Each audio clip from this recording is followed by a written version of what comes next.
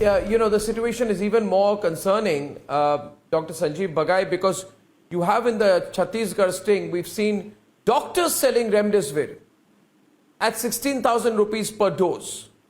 Doctors, ward boys, 20,000 in cash for 2 doses.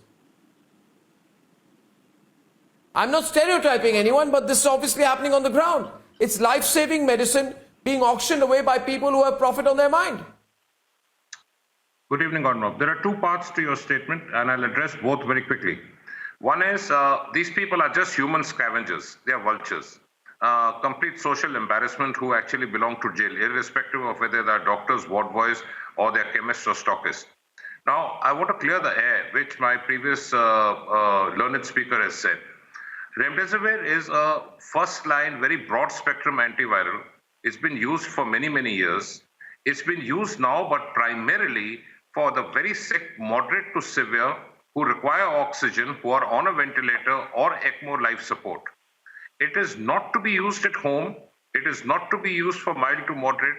It's not to be used for patients who are not oxygen dependent and have a good saturation at home.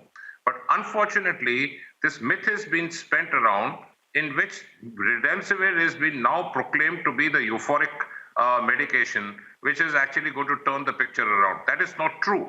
It's not actually a drug which is going to change the clinical outcome as far as mortality is concerned.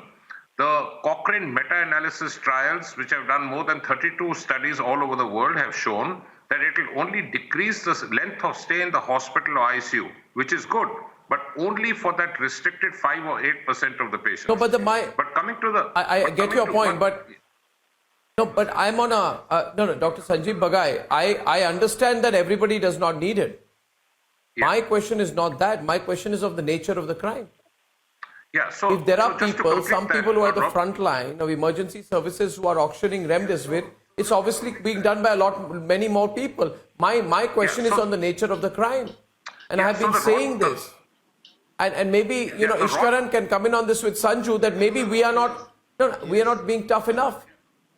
Arnab, that is the point. See, what the good doctor has said, that you need it in cases which are above the moderate. So that makes it even more, what you have done, more important for every government to follow, because the Drugs and Cosmetic Act, Section 17, is very, very clear that in case, and there are cases and reports coming out today, somebody was arrested in Indore for selling fake remdesivir drug also. So the Section 17 of the Act is very clear. If you reduce the strength or efficacy of a medicine, and Section 27, which gives punishment of life imprisonment or minimum 10 years if a death is caused. So when you have such stringent provisions, people are still doing it. That shows they are inhuman people, be it a ward boy, be it a pharmaceutical manufacturer, or be it anybody involved in the process.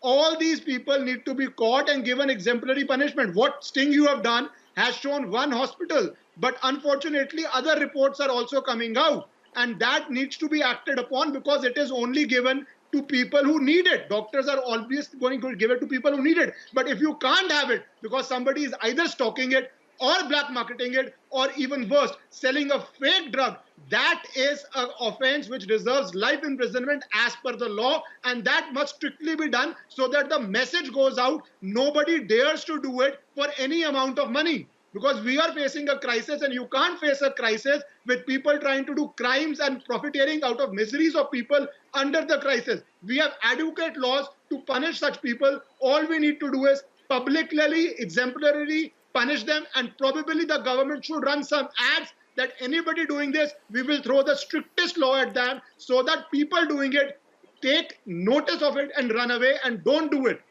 That is also important. We do so many COVID ads.